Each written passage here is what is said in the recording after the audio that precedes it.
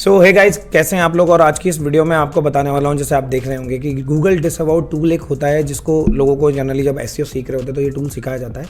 और कुछ certain condition में इन चीज़ों की ज़रूरत पड़ती है हमको कि भाई गूगल डिसअवाउ टूल बहुत मोस्टली लोगों को ज़्यादा पता भी नहीं होता है, लेकिन इसकी ज़रूरत क्या होती है।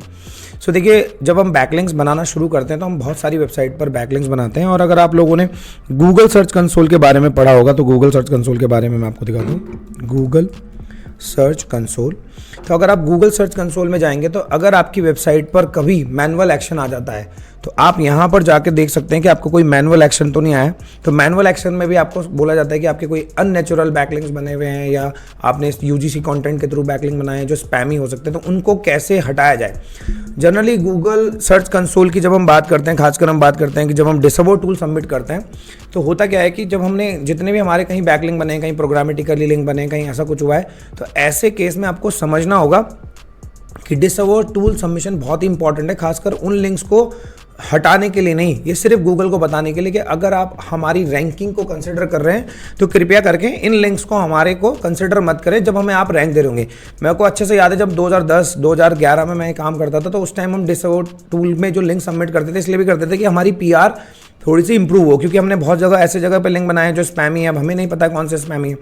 कभी कभी ऐसा होता है कि हमने कहीं पर लिंक बनाया तो वो वेबसाइट स्पैमी हो गई है, या उस वेबसाइट का लिंक नहीं काम कर रहे हैं, या उसका जो है डीए बहुत ज़्यादा डाउन चला गया है, मतलब उसका पीआर रैंक बहुत ज़्यादा डाउन चला गया है। देखिए, मैं डीए तो नहीं बोलूँगा, लेकिन पीआर रैंक उसकी बहुत ज़्यादा डाउन चलेगी, लेकिन हमें नहीं पता है। तो ऐसे केस में आप अपने जो है लिंक्स को आइडेंटिफाई कर सकते हैं, और अगर आपको लगता है कि वो लिंक काम का नहीं है तो उन लिंक्स को आप डिसअवाउ सबमिशन करते हैं। कर डिसअवाउ टूल पर जाने के लिए आप गूगल पर सर्च कर सकते हैं गूगल डिसअवाउ टूल। जैसे ही आप ये सर्च करेंगे आपके सामने देखो यहाँ पर एक देखो टूल आ गया है, देखो।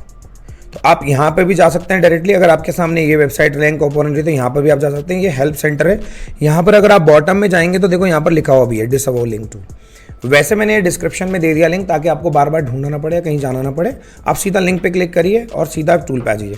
अब आप जिस भी पेज पर होंगे, जिस भी जगह पे भी होंगे, वहाँ पर आपको पूछेगा कि आपको प्रॉपर्टी सबमिट करनी है।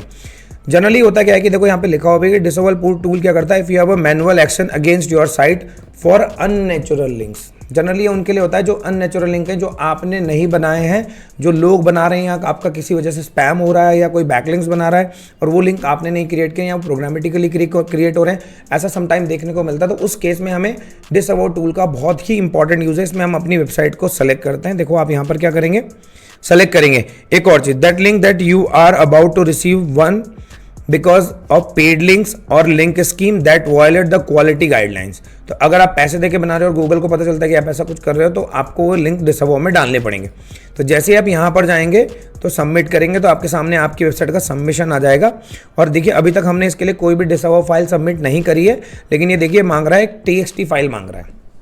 तो TXT फाइल आपकी होती है और आप उस TXT फाइल को यहाँ पर अपलोड करते हैं। तो देखिए वो कौन सी TXT फाइल होती है, कैसे होती है, मैं आपको दिखाता हूँ। देखिए, हम जाएंगे नोटपैड में। तो देखिए, डिसअवाउ का जो होता है सिंपल कोड होता है। देखो इसमें दो तरीके होते हैं। पहला होता है 2 पेजेस विद डिसअवाउ। तो यहाँ पर आप लिखते हैं पेज वाइज, कि पेज वाइज जैसे आपका लिंक कहीं पर भी मिला है। एग्जांपल के लिए मैं आपको HRF में दिखाता हूं कि जैसे मेरा लिंक यहां पर है, इस वेबसाइट पर लिंक है, और मैं नहीं चाहता कि ये लिंक अब मेरे पास रहे, मैं इसे डिसअवाउ करना चाहता हूं, क्योंकि मुझे लगता है कि ये पेज अच्छी क्वालिटी का नहीं है। कोई भी क्वालिटी का हो सकता है, क्योंकि देखिए एक तरह का स्टार्ट लीप करके कोई है। मुझे नहीं पता ये लिंक क्यों बनाया गया है या कैसे बना है, लेकिन अब मैं चाहता हूं कि गूगल में इसे डिसअवाउ करना है। मैं नहीं चाहता कि ये मेरी रैंकिंग के लिए काउंटेबल हो।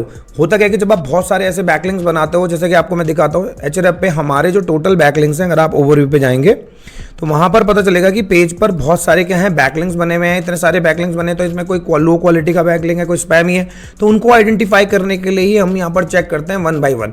और तो और अगर आप ध्यान से देखोगे तो जैसे ये टूल है, HRF जैसे टूल है, ये आपको अगर आपको कोई लिंक आपको समझ में नहीं आ रहा है तो आप उसकी एक डिसअवाउ फाइल भी बना सकते हैं। डायरेक्टली आप उसे ऐड कर सकते हैं, किसमें, डिसअवाउ टूल में, और वहां से आप इनको क्या कर सकते हो, एक्सपोर्ट कर सकते हो और अपनी डायरेक्ट फाइल बना सकते हो। तो एग्जाम्पल के लिए मैं आपको बता रहा था कि अगर आपको पेज वाइज करना है डिसअवाउ, जैसे मैं चाहता हूं कि इस पेज पर मेरा लिंक ना रहे, यानी कि गूगल जब मेरी रैंकिंग को कंसिडर करे, या ऐसा कोई ये लिंक अननेचुरल है, तो मुझे इसे कॉपी करना है और यहां पर मुझे पेस्ट कर देना है ऐसे। तो ये हो गया पहला तरीका। अब ऐसे बहुत सारे URL हो सकते हैं आपके, जैसे ये वाला एक और URL लेते हैं, जैसे ये वाला URL है कि इस URL पे भी हमारा क्या नहीं होना चाहिए, बैकलिंक नहीं होना चाहिए। जैसे इस वाली पोस्ट पे भी कहीं ना कहीं बैकलिंक दिखा रहा हो, तो मैं इस वाले पेज को भी कॉपी करूंगा और यहाँ पर पेस्ट कर दूंगा। ऐसे मल्टीपल पेजेस हो सकते हैं, लाख 2 लाख 10 लाख पेज भी हो सकते हैं, ऐसा नहीं कि आपके मल्टीपल पेजेस हैं, लेकिन ये कंडीशन क्या है, पेजेस के लिए, मतलब आपको इन पर्टिकुलर पेजेस से मुझे लिंक नहीं चाहिए। लेकिन एक और तरीका होता है जैसे डोमेन वाला, कि अब आप कह रहे हो कि मेरे को जो है सपोज ये एजुकेशन मास्टर नाम की वेबसाइट है, मुझे इससे लिंक ही नहीं चाहिए, तो आपको बस कुछ नहीं लिखना होता है, इसके आगे लिखना होता है डोमेन कॉलन और जो भी यूआरएल है, जैसे ये यूआरएल है, जैसे मैं चाहता हूं कि indialab.hu से मेरे को कोई लिंक नहीं चाहिए, तो मैं सीधा डोमेन नेम डाल दूंगा ऐसे। तो आपको क्या करना है, जैसे सीधा डोमेन नेम आप डाल देंगे, जैसे मुझे इनसे कोई भी लिंक का लेना देना नहीं है। तो ऐसे केस में क्या होगा कि जैसे मैं आपको एक सबमिशन करके भी दिखाऊंगा कि एक सिंगल डोमेन का कि कैसे होता है। तो यहां पर जैसे आप सबमिट करेंगे तो ये फाइल हो जाती है। इस दोनों यूआरएल को मैं कॉपी कर लेता हूं और कंट्रोल एन करता हूं, इसको मैं एक नई फाइल बना लेता हूं नोटपैड, ये पेस्ट कर दिया मैंने। तो अगर आप ध्यान से देखेंगे तो जैसे मैंने 2 पेज कर दिए, तो मैं एजुकेशन मास्टर को तो नहीं हटाना चाहता हूं, लेकिन लेट्स सी मैं 2-4 पेज और भी चेकआउट कर लेता हूं कि कौन से मुझे बैकलिंक नहीं चाहिए, देखते हैं। तो ऐसे में अगर मैनुअल एक्शन आया रहता तो ज्यादा अच्छा रहता कि वो बता देता कि ये सारे यूआरएल दिख रहे हैं, लेकिन देखो जैसे ये एक लिंक बना हुआ है यहाँ पर, तो जो भी लिंक हमको लगता है कि खराब है, जैसे कि ये देखिए लैब के नाम से एक और पेज आ गया है, देखो इस पे भी लिंक बना हुआ है, तो हम क्या करेंगे, इसको भी कहां पर पोस्ट कर देंगे, इसी लिंक पे डाल देंगे। देखिए अब देखो मेरा डोमेन भी सेम आ रखा है, तो ऐसे मैं लिंक ढूंढूंगा कि जो मुझे लगता है कि काम के नहीं है, उनको मैं सबको हटाऊंगा यहां से। तो SEO algorithm today blog spot पे डाला गया, ये भी बिल्कुल ठीक है। तो कैसे आइडेंटिफाई करते हैं, वो देखते हैं कि वो पेज कैसा है, उसका लिंक कैसा है, वो लिंक अच्छा है या नहीं है, कैसा लिंक आ रखा है, खराब लिंक आ रखा है, जैसा भी लिंक आ रखा है वो हम देख लेते हैं वहां पर।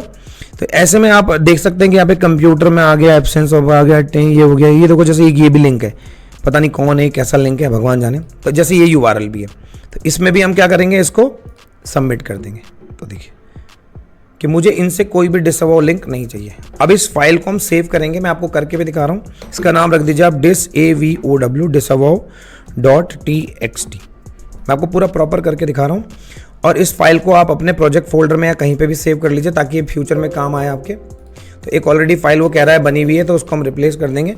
अब हम यहाँ पर आएंगे और अपने डिसअवाउ सबमिशन टूल में जाएंगे, जैसे ये मैंने आपको बताया भी था कि जैसे कि ये एड्रेस गुरु का है, तो एड्रेस गुरु पर हम क्लिक करेंगे और ये अपलोड फाइल पर जाएंगे, और यहाँ पर हम जो हमने फाइल अभी बनाई है डिसअवाउ की, इसको यहाँ पर सबमिट कर देंगे। ये कह रहा है लाइन नंबर कॉमन, इसमें देखो कोई स्पेलिंग मिस्टेक की गलती है डोमेन लेवल पर, तो HTTPS लिखा हुआ आ रहा है, इसको हमें हटाना पड़ेगा। एक सेकेंड ना, मैंने लिख दिया है डोमेन नेम।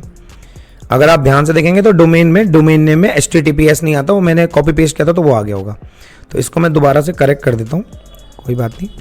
ये देखिए, तो इसका भी ध्यान रखना होगा कि आपको डोमेन नेम बिल्कुल प्रॉपर लिखना है, इसके अलावा आपको कुछ और नहीं लिखना है। ऐसे पेजेस में आप HTTP लगा सकते हैं। तो जैसे मैं इसको सेव करूंगा, ये सेव हो गई। अब दोबारा से अपलोड करते हैं। जैसे मैं अपलोड करूंगा, अब की बार देखिए ये फाइल हमारी सबमिट हो गई है, ये देखिए। तो जैसे मैं सबमिट करूंगा, देखो ये बोल रहा है 1 डोमेन और 3 यूआरएल।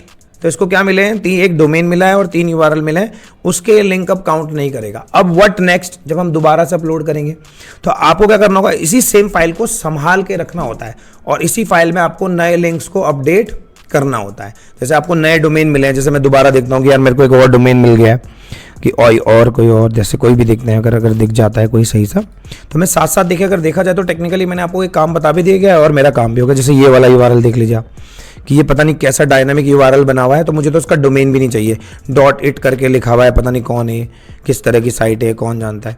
तो ये वर्डप्रेस में साइट है, लो क्वालिटी की साइट लग रही है, इस पर लिंक बना होगा कभी। तो इसी फाइल को मैं दोबारा से क्या करूँगा, यहाँ पर मैं डोमेन, क्योंकि मुझे पूरे डोमेन से ही नहीं चाहिए, और इसका मैं यहां पर यूआरएल पेस्ट कर देता हूं।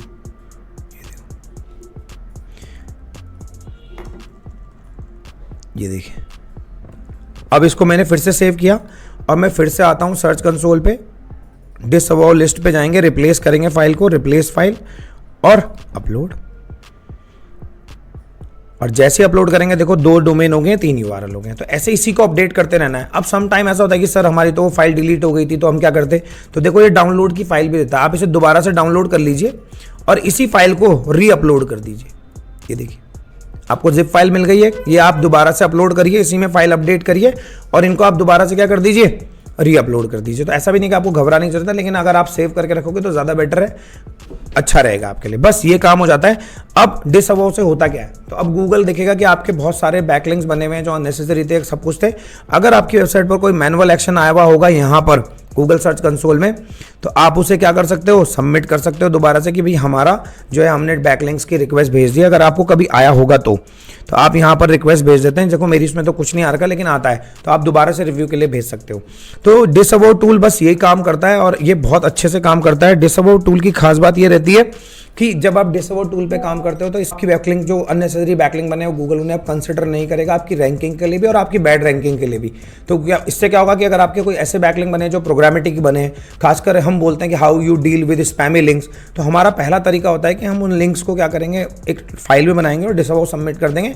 ऐसे में गूगल ये कंसिडर करता है कि अब आपने लिंक नहीं बनाए लेकिन ये बन गए हैं, कैसे बने ये एक अलग बात है, लेकिन अब आप इसे डिसअवॉव करके अपनी वेबसाइट को दोबारा से री इंडेक्स करने की रिक्वेस्ट डाल सकते हैं। और अगर आपकी रैंकिंग सपोज गिर रही है तो क्या होगा, हम इसको दोबारा से रैंकिंग को मेंटेन होना स्टार्ट हो जाती है। तो अगर आपके कोई स्पैमी लिंक होंगे या बने हुए और आप उन्हें डिलीट नहीं कर पा रहे हो तो उस केस में क्या होगा कि हम इन चीज़ों को दोबारा से ठीक कर पाते हैं। तो आई होप कि ये डिसअवॉव वाली बात आपको समझ में आई होगी। अगर कुछ डाउट है तो आप कमेंट करिए, मैं उसमें भी आपको बता दूंगा कमेंट्स में। और एक लाइव वीडियो रहेगी तो उसके ऊपर लाइव वीडियो में आके एक दिन डिस्कस करेंगे डिसअवॉव के बारे में भी। और मिलते हैं आपको नेक्स्ट वीडियो में। आई होप कि आपको ये वीडियो पसंद आई होगी। अगर वीडियो पसंद आई तो लाइक करिए, चैनल को सब्सक्राइब करिए। मिलते हैं आपको नेक्स्ट वीडियो में।